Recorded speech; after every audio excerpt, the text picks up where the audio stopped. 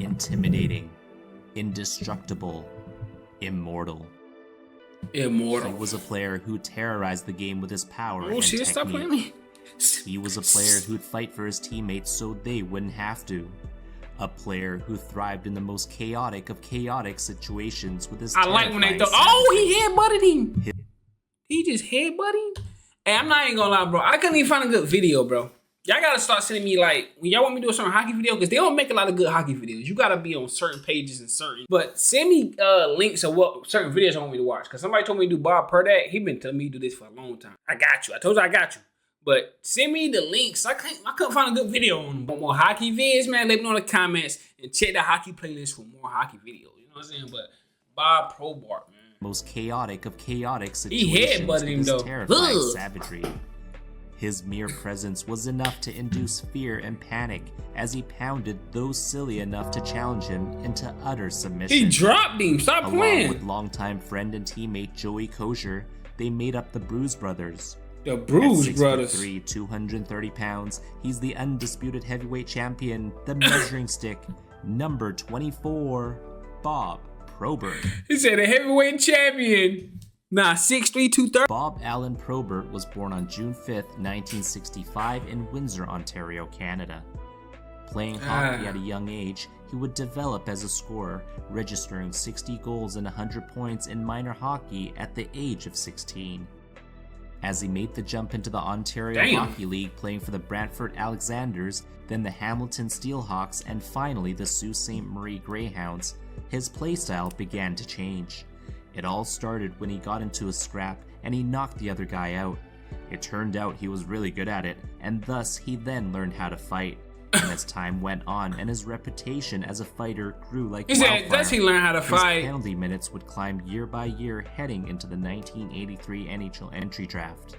And in a draft that saw the Red Wings also pick up future team captains Steve Yzerman and Joe Kosher, Probert. Hold on, we played for the Detroit. A lot of legends play for Detroit. I ain't gonna lie. I think who the best player in Detroit, bro? Wings of all time. Who y'all favorite player or best player of all time? I'm gonna go Pavel, but you know. He's selected in the third round. I'm gonna go with the 46th overall pick.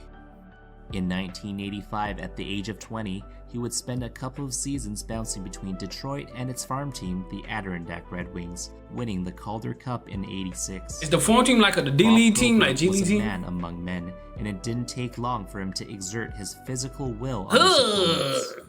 He was fearless, taking out the goal. Scott Stevens, bro. Is he worse than Scott Stevens? Goalie, knowing full well it'd incur the wrath of his teammates. And once he did, he had no problem taking on the whole team. He was powerful, as when his primal instincts kicked in, he wasn't going to stop until he ended the bout. He had the energy, the endurance during those prolonged fights, and it seemed like the longer he wore his opponents down, the more the conditions were met for him to then deliver the final blow. He dropped it! Most importantly, he never shied away from a good old fight. He had to defend it game after game, as what seemed like an endless stream of fighters would seek to challenge him. Bob Probert had become the measuring stick, a rite of passage for opponent fighters to make a name for themselves. If they could just hold on and not get knocked into oblivion, they'd consider that a win. Some tried to stay out of his tremendous reach, but he'd do that pull and pop, and it was game over. Some tried to just hug it out, but it was only a matter of time until he'd shake him loose with his massive strength, delivering that dreaded haymaker. Some tried to stay low, but that would only set him up for that devastating uppercut. Some even tried to go guns blazing, but once they ran out of juice, it spelled impending doom for them. But the type of fight that I ain't gonna lie, he was the heavyweight champion of the world. Nah. For that devastating uppercut. Some even tried to go guns blazing, but once they ran out of juice, it spelled impending doom for them. He had them hands. The type of fight that perhaps got the most cheers from the crowd was probably the one where both combatants would go at it, taking shot for shot, seeing who'd last the longest. But heartbreakingly, it wasn't long until he began to suffer the effects of it. Bob Probert fought during a time when there was no concussion protocol. When he received a punch in the face, he would just shake it off, and for him, that would even wake him up.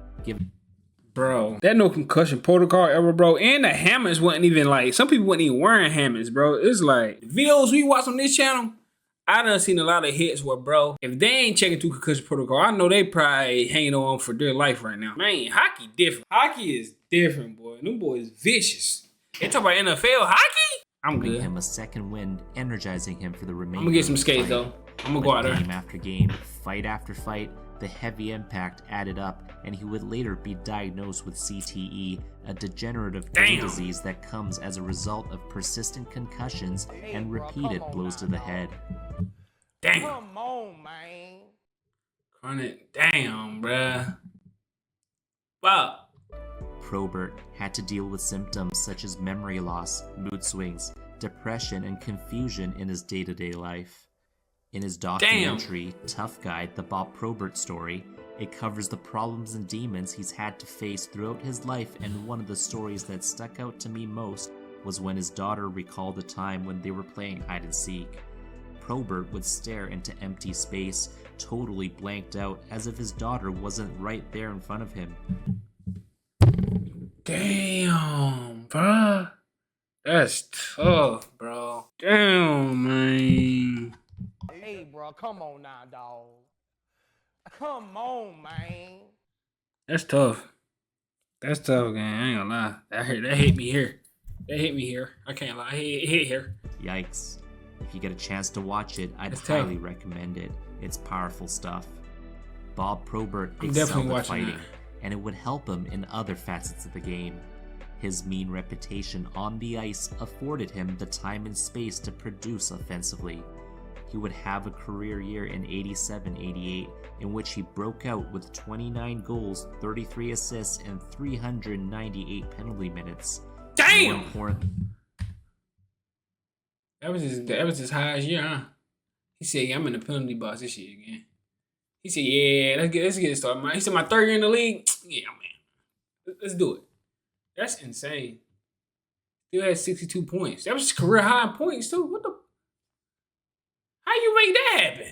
33 assists and 398 penalty minutes. Bro. More importantly, with captain Steve Yzerman sidelined for the playoffs that year, Probert would lead the team with 21 points in 16 games. That's crazy. Even though he would not put up numbers like that again, he'd continue That's to insane, fight though. anyone, anywhere, and he went on to amass an eye-popping 285 NHL fights and 3,300 penalty minutes in his 16 seasons as a player. Some of the more renowned fights in his career. He did that for 16 years. After one of the fights in which Domi did pretty well, he gestured that the championship belt belonged to him. Ooh, he said he took the belt. Never did he take the belt. Okay, then. You know, you about to bring out. Bad move, as Probert would later reclaim that belt. Let me hold that. Absolute beatdown. Probert's fights against Stu Grimson. Probert said, I'm coming back for my title. I like him. I wish they had more. They should see, that's why we need a better video, bruh. Because it would have broke down each fight. Would have had each fight in detail. You know what I mean? Like, better video would have had each fight in detail. Would have had break down each moment of his life in detail. But I couldn't find a video like that. Like, I went into each type of Probert video. I'm trying to find something like that was going to break down. I couldn't find it. But y'all got to start. Y'all, bruh. Y'all hockey creators, y'all got to do better. That's all I'm saying. And Marty McSorley also stood out for how long they would last. The fight against McSorley, for example, was over a minute and a half of adrenaline running, testosterone soaking, pure intensity. Absolutely legendary. It was how long? Hold on, man. Stu Grimson and Marty McSorley also stood out for how long they would last. The fight against McSorley, for example, was over a minute and a half of adrenaline running, testosterone soaking, pure intensity. Straight bows. Absolutely legendary. Epic. Timeless. Bob Probert had many battles on the ice, but it was the battles off the ice that would grab the headlines. He had been suffering from severe drug addiction ever since he was a teenager. Damn. The consumption of alcohol at the age of 14. Yeah, alcohol will get you. He'd been in rehab 5 times by the time he was 22. Damn. It didn't stop there.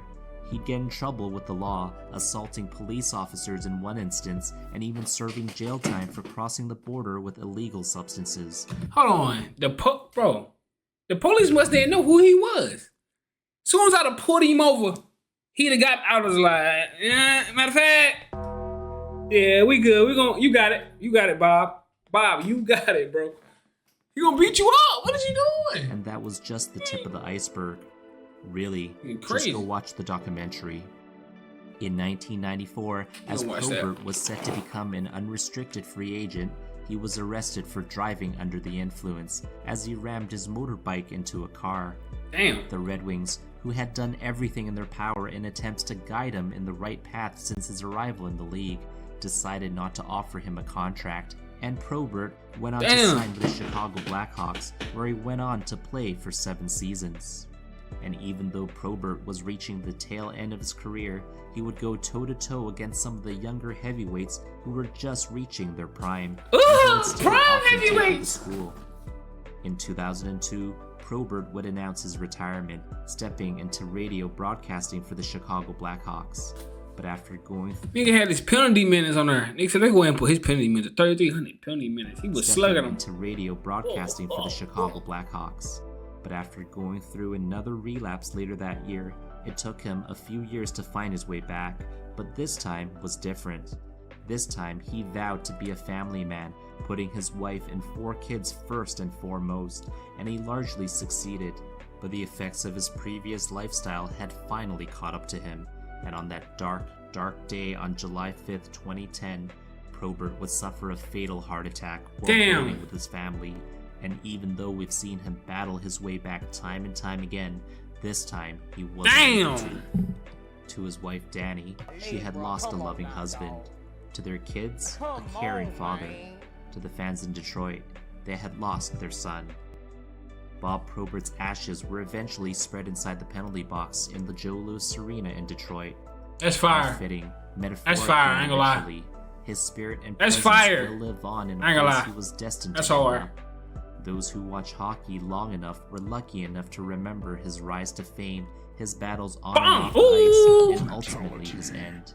He was like that kid who always got in trouble. He received chance after chance, and all the while, his family and friends never gave up on him. One day it clicked, and he was determined to change, and he did. And it is with this in which I'd like us to take a lesson from Bob Probert. We are human, and sometimes those around us make mistakes. Perhaps all they need is someone to believe in them, That's to a fact. give them a chance at redemption. Perhaps there are some underlying issues that we don't see on the surface. Bob Probert surely made mistakes in his life, but he kept on working to rectify the problems.